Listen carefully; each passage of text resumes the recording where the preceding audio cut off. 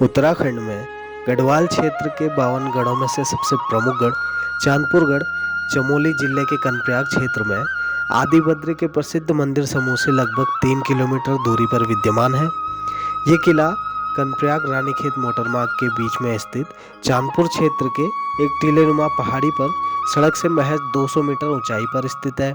699 ईस्वी में निर्मित ये किला करीब 1.5 एकड़ क्षेत्र में फैला हुआ है। Hello and welcome to my YouTube channel. This is Gaurav Singh and you are exploring Uttarakhand with Gaurav भैजी। तो यार पिछली वीडियो में चांदपुर गढ़ी की ओर बढ़ते हुए हमने एक छोटा सा मोटो व्लॉग किया था जो कि आपको बहुत ज़्यादा पसंद आया था।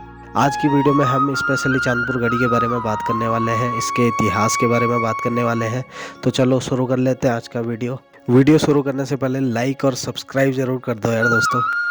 सिमली से 12 किलोमीटर आगे और आदिबद्री से 3 किलोमीटर पीछे सिमली की ओर ये चांदपुर गढ़ी बीच में पड़ती है, जिसके गेट के भीतर मैं प्रवेश कर चुका हूँ। सामने आपको माता रानी का एक छोटा सा मंदिर दिख रहा होगा। सबसे पहले माता रानी को नमन करते हुए मैं अब चांदपुर गढ़ी की ओर बढ़ चुका हूँ। बहुत ही सुंदर वादियों के बीच में सुंदर रास्ते से मैं जा रहा हूँ, जिससे मेरी नज़र ही नहीं हट रही है और इसी प्रकार मैं व्लॉग कर रहा हूँ। तो जो 200 मीटर की चढ़ाई चांदपुर गढ़ के किले तक पहुँचने में है, उसी रास्ते पर हम दोनों अभी चढ़ाई कर रहे हैं। उत्तराखंड का इतिहास पहले से ही बहुत ज़्यादा डाइवर्स रहा है। तो जो भी इतिहासकारों ने बताया तो उनकी हर इतिहासकार की एक अपनी अलग मान्यता थी, जिसके आधार पर उत्तराखंड का इतिहास एक फिक्स नहीं निकल के आता है सामने। अधिकांश इतिहासकारों का जो मानना था, उन्हीं के तथ्यों के अनुसार हम चांदपुरगढ़ को आज जानने वाले हैं। गढ़वाल क्षेत्र में कत्यूरी राजाओं का राज हुआ करता था। जोशीमठ से लेके अल्मोड़ा तक इनका शासन हुआ करता था। इन क्षेत्रों में शासन करने के बाद कत्यूरी राजा अल्मोड़ा क्षेत्र में चले गए थे। गढ़वाल वाले क्षेत्र में इनके बाद पवार वंश सबसे अधिक शक्तिशाली रहा था, जिसने चांदपुर गढ़ी में शासन करना प्रारंभ किया था। एक्चुअली राजा कनकपाल पवार वंश के मूल शासक माने जाते थे। कनकपाल ने चांदपुर में पवार वंश की स्थापना कर चांदपुर को अपनी राजधानी बनाया हुआ था। लेकिन ये कहना कि चांदपुर गढ़ की स्थापना राजा कनकपाल ने की थी, इसका औचित्य नहीं बनता है। क्योंकि मोस्टली चांदपुरगढ़ राजा कनकपाल के नाम से जाना गया है और उनके वंशज द्वारा ये सबसे ज्यादा प्रयोग में लाया गया था। लेकिन चांदपुरगढ़ को अपनी राजधानी सर्वप्रथम भिलंग के राजा भानु प्रताप ने बनाई हुई थी। फिर उनके पुत्र हुए सोनपाल या राजपाल इनका नाम था, इन्होंने भी इसे कंटिन्यू किया। उसके बाद सोनपाल द्वारा अपनी पुत्री का विवाह मालवा के राजकुमार कनकपाल से किया गया। अंततः चांदपुरगढ़ की जो राजगद्दी है वो कनकपाल को सौंप दी गई थी। फिर पवार वंश द्वारा चांदपुरगढ़ पर शासन बहुत लंबे कार्यकाल तक कंटिन्यू किया गया। फिर उनके 37वें शासक हुए राजा अजयपाल। गढ़वाल क्षेत्र की स्थापना में भी राजा अजयपाल का बहुत बड़ा हाथ रहा। काफी शक्तिशाली होने के पश्चात राजा अजयपाल ने 52 गढ़ों को एकीकृत कर अपने अधीन कर लिया था। अपने अधीन करने के पश्चात राजा अजयपाल ने 52 गढ़ों पर अकेले शासन करना प्रारंभ कर दिया था और 52 गढ़ों के इस राज्य को एक क्षेत्र के नाम से जाना गया, जिसे हम गढ़वाल क्षेत्र के नाम से भी जानते हैं। गढ़वाल क्षेत्र ही आगे जाके गढ़वाल मंडल के रूप में जाना गया। इसमें 7 डिस्ट्रिक्ट हैं टोटल और 7 डिस्ट्रिक्ट में टोटल 52 गढ़ हैं। लेकिन आज हम इन्हीं 52 गढ़ों के मूल गढ़ चांदपुरगढ़ में है। इसका निर्माण गढ़वाल क्षेत्र के प्राचीन एवं बहुमूल्य पत्थरों को काश्तकारों द्वारा तराशकर किया गया था। पत्थरों की इन चिनाई में उस समय तक मसाले के रूप में उड़द की दाल का प्रयोग किया जाता था, जिसे पूरा पीस कर बारीक चूर्ण बनाकर और पानी के साथ मिलाकर एक लेप तैयार किया जाता था, जिसकी पकड़ बहुत ही ज्यादा मजबूत होती थी। इसी मजबूती को मद्देनजर रखते हुए 2 मंजिला किलों का निर्माण किया गया था। सभी किले डबल स्टोरी हुआ करते थे, लेकिन बाद में ढहने की वजह से पूरा ही किला मलबे में दफन हो गया था। लेकिन बाद में ग्रामीणों को इसके कुछ न कुछ अवशेष मिलते रहते थे, तो धीरे धीरे करके ये बात पुरातत्व विभाग के पास भी पहुंची। 2003 में पुरातत्व विभाग को किले के कुछ अंश मिले हुए थे, तभी जाकर पूरे सर्वेक्षण के पश्चात इसकी खुदाई करवाई गई थी। खुदाई के बाद ये देखने मिलता है कि जो इसका डबल स्टोरी वाला हिस्सा था वो तो पहले ही टूट गया था, लेकिन जो इसका सिंगल स्टोरी वाला हिस्सा था वो भी काफी ज्यादा क्षतिग्रस्त हो गया था। तो इसका करीबन 1.5 मीटर से लेकर 2.5 मीटर के बीच में पूरा अंश बचा हुआ है।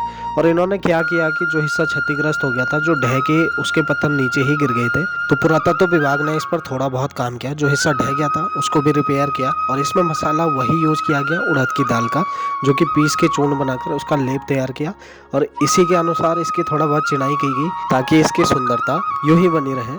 वीडियो में सामने आपको कमरे टाइप आकृति दिख रही होगी। इन हिस्सों में सैनिक निवास करते थे और इसके ऊपर जैसे ही अंदर की ओर हम बढ़ते हैं तो सामने माँ भगवती का मंदिर हमको दिखता है। मंदिर के बाईं तरफ वाले हिस्से में राजा एवं रानी के कमरे होते थे। मंदिर से बाहर निकलते ही हमको 2 सीढ़ीनुमा आकृतियां दिखती हैं। ये सिंगल स्टोरी से डबल स्टोरी जाने में हमेशा मदद करती थी। पहले से सीढ़ियों से धीरे धीरे आगे की तरफ बढ़ते हुए एक कल्प वृक्ष हमको दिखता है। माना जाता है कि पुराने वाले समय में जब राजा लोग रहते थे तो राजा एवं उनकी रानियां इस वृक्ष की हमेशा पूजा करती थी ताकि उनको उनकी इच्छानुसार वरदान मिले और उनकी मनोकामनाएं धीरे धीरे सारी पूरी होती रहे। और यही प्रथा सैकड़ों सालों पहले से आज तक चलती आ रही है। आज भी बड़े जोर शोरों से इस वृक्ष की पूजा यूं ही चलती आ रही है। जिस हिस्से में मैं अभी हूँ ये राजा का सभागार हुआ करता था।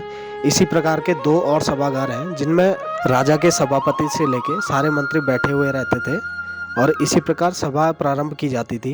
धीरे धीरे जैसे ही मैं सभागार से आगे की ओर बढ़ रहा हूँ, एक चीज़ समझने वाली है। आपको यहाँ पे एक प्यारी सी सीढ़ी मिलेगी जिससे राजा लोग ऊपर जाया करते थे अपने महल की ओर और इसी सीढ़ी से राजा लोग नीचे आया करते थे। अपने मंत्रियों से मिलने राजा सभागार वाले हिस्से में आया करते थे और खान पान वाले सारे कार्यक्रम सभागार वाले हिस्से में ही हुआ करते थे। सभागार से ऊपर जाकर हमको मंदिर के बाहरी हिस्से में एक बैठने लायक टेबल टाइप का लगता है। इनमें राजा लोग बैठकर आराम किया करते थे। इतनी सब बातें जानने के बाद हम नीचे की ओर बढ़ने लगे थे। नीचे की ओर बढ़ते टाइम जो नया रास्ता अभी निर्मित हुआ है, इसमें जो राइट साइड आपको दीवार दिख रही है, ये दीवारें सारी नई हैं और इस दीवार में जो पत्थर यूज हुआ है वो कुछ तो लोकल वाला पत्थर है और कुछ बाहर से मंगाया गया है। इतिहास की माने तो ये क्षेत्र कोई छोटा मोटा क्षेत्र नहीं था, बहुत ही बड़ा क्षेत्र था, बहुत ही दूर तक फैला हुआ था। लेकिन लगातार सुख सुविधाओं की कमी की वजह से राजा जयपाल ने अपनी राजधानी को श्रीनगर गढ़वाल के देवलगढ़ में शिफ्ट कर दिया था। चांदपुर गढ़ी को एक्सप्लोर करने के बाद हम लोग धीरे धीरे आदि बद्री की ओर बढ़ चुके थे। आदि बद्री में पहुंचने के बाद हमने मंदिर में प्रवेश किया। मंदिर में प्रवेश करते हुए पहले सामने एक बोर्ड दिखता है, उसमें आर्कियोलॉजिकल सर्वे ऑफ इंडिया करके लिखा हुआ है जो कि पुरातत्व विभाग की पहचान को प्रदर्शित करता है। पुरातत्व विभाग द्वारा सन 1920 में इन मंदिर समूहों की पहचान की गई और उसी के बाद से पुरातत्व विभाग इनका संरक्षण भी करता है। अंदर जाते ही आपको हैंड सैनिटाइजर भी मिल जाएगा। हैंड सैनिटाइज करने के बाद मंदिर का ओवरव्यू लेके हम लोग मंदिर की ओर बढ़ते हैं।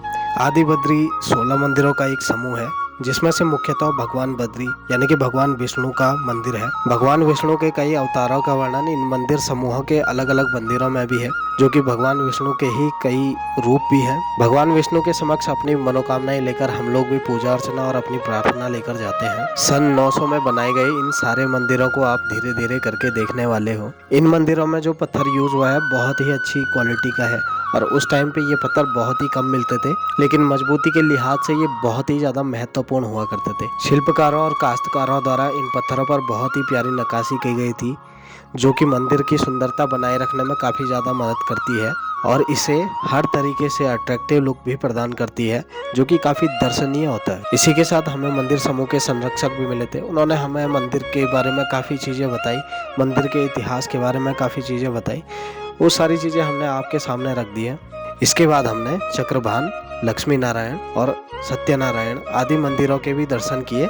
इसके बाद हम पीछे की ओर बढ़े। पीछे की ओर बढ़ने के बाद पीछे हमने मंदिर समूहों के काफ़ी सारे पुराने अवशेष भी देखे और जो काश्तकारों द्वारा सारा कुछ बनाया गया था वो भी हमने काफ़ी चीज़ें देखी।